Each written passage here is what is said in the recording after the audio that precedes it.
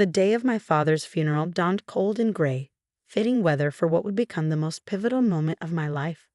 I stood in front of the mirror adjusting my simple black dress, the best I could afford on a research assistant's salary, while my stepsister Vanessa's words from last night's wake echoed in my head. "God, Sarah, couldn't you at least pretend to dress appropriately? It's embarrassing enough having you here." My father, Dr. David Chen, brilliant scientist and family disappointment, according to my stepmother Isabella, had died suddenly of a heart attack in his small laboratory on the outskirts of the city. The same laboratory where he'd spent countless nights after being kicked out of the family mansion 5 years ago, when Isabella decided his obsession with failed experiments was too much to bear. The funeral was being held at the Chen family estate, a sprawling mansion that had once been my childhood home. Now it felt like enemy territory. As I walked through the ornate gates, memories flooded back. Dad teaching me chemistry in the kitchen, conducting experiments with baking soda and vinegar, his eyes lighting up when I asked questions about his research. "Well, look who decided to show up," Isabella's voice cut through my reverie. She stood at the top of the marble stairs, a vision in designer black, her perfectly manicured hand resting on the banister. Next to her, my stepsister Vanessa smirked, both of them looking more like they were attending a fashion show than a funeral. "It's my father's funeral," I replied quietly. "Of course I'm here." "Ah yes, your father." Isabella's lips curved into a cold smile. "The brilliant Dr. Chen, who chose his precious experiments over his family's reputation. Tell me, Sarah, did he ever manage to create anything worthwhile in that rusty lab of his? Or did he die as he lived, a failure?" I felt my hands clench into fists, but kept my voice steady. "My father was not a failure." "Really?" Vanessa chimed in, her diamond earrings catching the light. "Is that why he was living in that disgusting little lab while we maintained the family's social standing?" "Face it, Sarah, he was an embarrassment, just like you." The funeral service was torture. I sat in the back row, watching as Isabella played the grieving widow perfectly, accepting condolences from Silicon Valley's elite with graceful nods and dainty dabs at dry eyes. The true irony was that half these people hadn't spoken to my father in years, not since Isabella had systematically cut him off from his social circles. "And now," the priest announced, "Dr. Chen's widow would like to say a few words." Isabella glided to the podium, a picture of elegant grief. "David was a dreamer," she began, her voice thick with fake emotion. "Perhaps too much of a dreamer. He chose to pursue his unique ideas rather than focus on our family business. But he was a good man in his way." I wanted to scream. This woman had no right to talk about my father. She hadn't seen him in the last 5 years, hadn't witnessed his dedication, his passion, his absolute certainty that he was on the verge of something revolutionary. After the service, as people began to disperse, Isabella cornered me by the refreshment table. "Now, about your father's lab," she said, dropping all pretense of grief. "I'll be sending people to clear it out tomorrow. Whatever junk he left behind will be disposed of." "You can't do that," I protested. "That lab was his life's work." "Actually, I can. The property belongs to Chen Industries, which as CEO, I control completely. Your father was merely allowed to use it out of my generosity." She smiled, showing perfect white teeth. "Unless, of course, you can afford to buy it." We both knew I couldn't. My salary as a research assistant barely covered my rent in a tiny apartment. "I thought not," Isabella continued. "Don't worry, I'll have them throw away his things with all the respect they deserve." She paused, examining her manicure. "Oh, and Sarah, don't bother coming back to the mansion. Now that your father is gone, there's really no reason for us to maintain any pretense of family ties." I left the funeral with tears burning in my eyes, but I refused to let them fall. Instead of going home, I drove straight to Dad's lab. The small industrial building looked shabby compared to the mansion. But to me, it had always felt more like home than that cold, perfect house ever did. Using my key, the one thing Dad had insisted I always keep, I entered the lab. The familiar smell of metal and chemicals wrapped around me like a comfort blanket. Everything was exactly as he'd left it. Equations scrawled on whiteboards, computer screens displaying complex molecular structures, and his old leather notebook sitting on the main workbench. That notebook. Dad had carried it everywhere, constantly making notes, drawing diagrams, muttering about getting the sequence right. Isabella had always mocked it, calling it his book of failures. With trembling hands, I picked it up. The leather was worn soft from years of use, the pages dog-eared and coffee-stained. As I opened it, a letter fell out, addressed to me in my father's messy handwriting. "My dearest Sarah," it began. "If you're reading this, something has happened to me. I need you to know that everything I've worked for, everything I've sacrificed, it wasn't for nothing. The formulas in this notebook, they work. The molecular stabilization sequence is complete. But there are people who would kill for this technology, people who wouldn't understand the importance of using it ethically. That's why I could never tell Isabella or go public before it was ready." My hands started shaking as I read further. The failed experiments Isabella had mocked. They were preliminary tests for a revolutionary carbon capture technology, a process that could literally pull greenhouse gases from the atmosphere and convert them into clean energy. If this worked, it would be worth billions, maybe trillions. But more importantly, it could help save our dying planet. As I read through the notebook, my scientific training kicking in, I realized Dad had done it. The formulas were elegant, the science sound. He'd solved problems that had stumped researchers for decades. This wasn't the work of a failure. This was genius. A noise outside startled me. Headlights swept across the windows as a car pulled up. Panic gripped me as I remembered Isabella's words. She was sending people to clear out the lab. They were early. I had to act fast. I saw Dad's old laptop on his desk. He'd always told me it contained his most important files. Grabbing it and the notebook, I looked frantically around the lab. What else would they destroy? What else did I need to save? The sound of voices outside spurred me into action. I spotted Dad's external hard drives in a drawer. Those two went into my bag. Then I noticed a small safe under his desk, one I'd never seen before. The combination. What would Dad have used? More voices, closer now. Keys jingling. With trembling fingers, I tried my birthday. Nothing. The handle of the front door started to turn. Mom's birthday? No. The door opened. In desperation, I tried the date Dad had first shown me, the periodic table, our special day, he called it. The safe clicked open. "Hello?" A man's voice called from the front room. "Dr. Chen." Inside the safe was a single USB drive, labeled FALSAFE in Dad's handwriting, and a small stack of papers that looked like patent applications.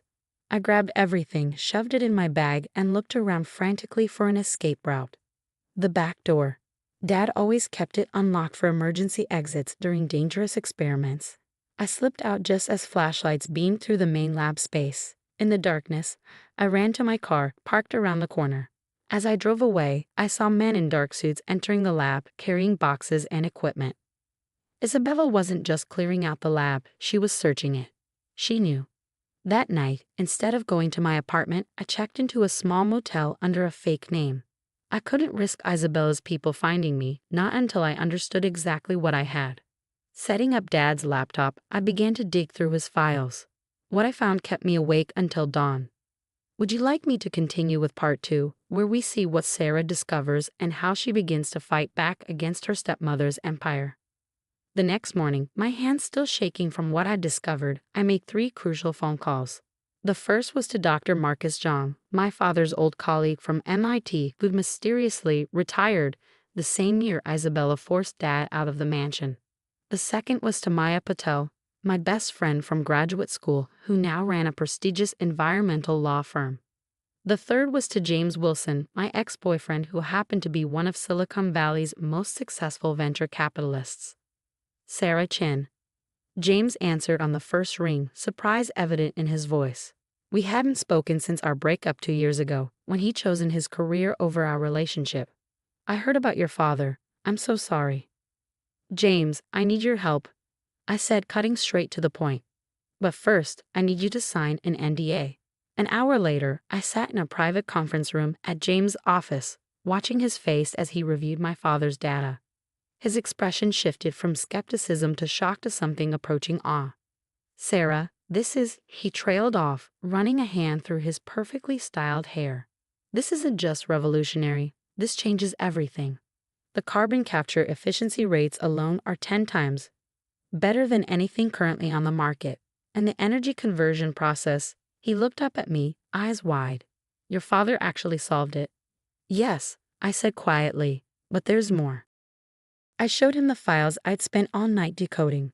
Dad hadn't just developed the technology, he'd documented every attempt Isabella and Chen Industries had made to steal his research over the past 5 years. Email threads, recorded conversations, surveillance footage, he kept everything. She tried to force him to hand over the patents, I explained, pulling up a particularly damning email chain. When he refused, she started spreading rumors about his mental stability, cut off his funding, and eventually kicked him out. But she never stopped trying to get her hands on his research. James whistled low. This is corporate espionage. Serious stuff. He paused, studying me. What do you need from me? Investment capital. Enough to set up a new company and fast-track the development. Maya's already working on securing the patents in my name. Dad had filed the preliminary paperwork before he died. But we need to move quickly, before Isabella realizes what she's lost.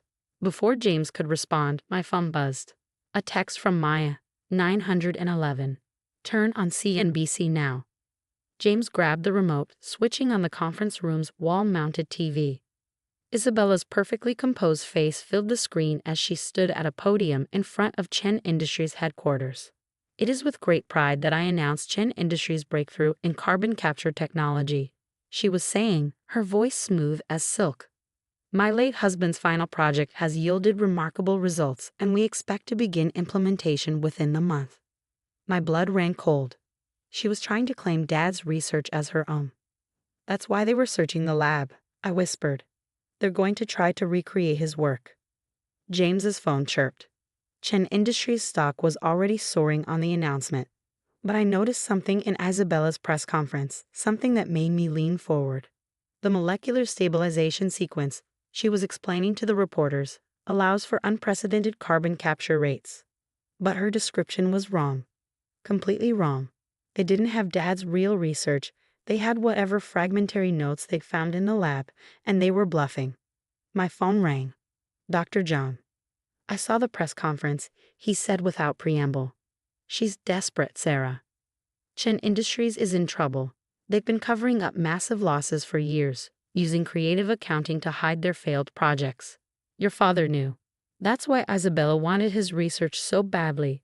She needs a win to keep the company afloat. A plan began forming in my mind. Dr. Zhang, how quickly can you put together a research team? For David's daughter, give me 48 hours. The next 2 weeks were a blur of activity. While Isabella basked in the media attention, we worked in secret. James secured us lab space in an unmarked facility outside the city. Maya filed patents and trademarks under a series of shell companies to avoid detection. Dr. Zhang assembled a team of brilliant scientists who'd all been pushed out of Chen Industries over the years. But we had a problem. While we had Dad's research, we needed proof that Isabella had actively tried to steal it. The evidence on Dad's laptop wasn't enough. We needed recent documentation of their corporate espionage. That's when Vanessa's greed proved useful. My stepsister called me out of the blue, her voice syrupy sweet. Sarah, darling, I've been thinking about how awful we've been to you. Let me make it up to you over lunch. I knew it was a trap, but I accepted it anyway. The restaurant she chose screamed old money, all dark wood and crystal chandeliers. Vanessa was already there, wearing what probably cost more than my yearly salary. I feel terrible about how things ended at the funeral, she began, signaling for wine. And I want to help you. Help me? Of course. I know things must be difficult for you now, financially speaking. And well, she leaned forward conspiratorially. I know you have something Mother wants. Something from your father's lab? Ah, there it was. If you help us recreate your father's research, Mother's willing to be very generous. 7 figures generous. I took a sip of wine, buying time. And if I refuse? Vanessa's smile turned sharp. Don't be difficult, Sarah. Mother always gets what she wants, one way or another. What she didn't know was that I was recording every word. That afternoon, I met with Maya to review the recording. It's good, she said, but we need more. We need proof that Isabella knows her announcement was false. I might be able to help with that, a quiet voice said from the doorway. We turned to find Lisa, Isabella's personal assistant, standing there nervously. I've worked for Mrs. Chen for 10 years, she continued. I've seen things, done things, but claiming Dr. Chen's research, that's too far. I have documents, internal memos, emails, recordings of meetings where she explicitly discusses stealing his work. Maya's eyes lit up. Would you be willing to testify? Lisa nodded. Dr. Chen was kind to me. He deserved better. The pieces were falling into place, but we had to move fast. Chen Industries was already accepting pre-orders for their non-existent carbon capture technology. They'd announced a demonstration for major investors in 1 week. It was time to spring our trap. Are you sure about this? James asked as we prepared for the final phase. Once we do this, there's no going back. I thought about my father working alone in his lab, refusing to give up his principles even when it cost him everything. Unsure, I said. Let's end this. Would you like me to continue with part 3, where Sarah executes her plan and confronts Isabella at the investor demonstration? The day of Chen Industries' big demonstration dawned bright and clear. The company had rented out San Francisco's most prestigious convention center, and the media presence was overwhelming. News vans lined the street, reporters jostling for position as the world's most powerful investors arrived. I watched the live stream from our own facility, where Dr. Zhang and our team were making final adjustments to the real carbon capture prototype. We'd worked around the clock for 2 weeks, fueled by coffee and determination to bring my father's vision to life. Everything's ready, James said, adjusting his tie. As planned, he was attending the demonstration as a potential investor. Maya's team is in position, and the SEC agents are standing by. I nodded, checking my phone. A text from Lisa. She's nervous. Been practicing her speech all morning. Keeps changing the technical details. Of course she was nervous. Isabella was about to attempt explaining technology she didn't actually have. Mrs. Chen, a reporter's voice came through the live stream. Your company's stock has risen 300% since announcing this breakthrough. What do you say to skeptics who claim the technology isn't possible? Isabella's laugh tinkled like breaking glass. I say wait until the demonstration. My late husband's genius will speak for itself. I felt my blood boil at her casual appropriation of Dad's work. But I forced myself to stay calm. Everything depended on timing. At exactly 2 p.m., Isabella took the stage. The convention center was packed with investors, media, and tech industry elite. Vanessa sat in the front row, looking smug. Ladies and gentlemen, Isabella began. Today marks a historic moment in the fight against climate change. Chen Industries' revolutionary carbon capture technology will transform our world. She launched into her presentation, and I had to admire her acting skills. She spoke confidently about molecular bonds and energy conversion rates, delivering the carefully memorized script flawlessly. But I could see the panic in her eyes when questions started coming from the audience. Could you explain the stabilization process in more detail? One scientist asked. Isabella's smile flickered. Of course, the process involves specialized molecular sequencing. But how do you prevent degradation during the conversion phase? Another expert pressed. Our proprietary technology, Isabella started, but she was floundering. That's when James stood up. Perhaps a demonstration would be more convincing. Isabella's relief was palpable. Yes, absolutely. If you'll direct your attention to the main chamber. The massive machine behind her hummed to life. It was impressive looking, I had to give them that, all gleaming metal and pulsing lights. But I knew it was just for show. As you can see, Isabella continued, the carbon dioxide is being extracted from the air and converted to. The machine made a horrible grinding sound, then sparked dramatically. Emergency alarms began blaring. Minor technical difficulty, Isabella assured the murmuring crowd. Our engineers will. Or maybe, I said loudly, standing up from my place at the back of the hall. The machine doesn't work because you stole incomplete research and tried to recreate technology you don't understand. The room fell silent. Isabella's face went pale as I walked toward the stage. Sarah, she hissed, what are you doing here? Isn't it obvious, Mother? I continued, my voice carrying in the quiet room. I'm here to demonstrate my father's actual technology. Security. Vanessa shouted, but before anyone could move, the convention center's doors opened. Maya strode in, followed by a team of FBI agents and SEC officials. Isabella Chen, she announced, you're under investigation for corporate fraud, espionage, and securities manipulation. This is ridiculous, Isabella sputtered. I have proof. Documents. Forged documents, Lisa said, stepping forward. I should know. You made me create them. The next hour was chaos.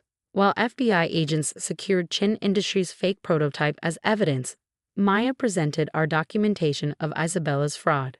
The emails, the recordings. Maya's team verified the transfer. With Isabella's shares, I now controlled what remained of Chen Industries. The company that had once cast out my father was now mine. The irony wasn't lost on me. The next year brought changes I could never have imagined. Chen Sustainable Technologies installed our first large-scale carbon capture facility in California, with dozens more planned worldwide.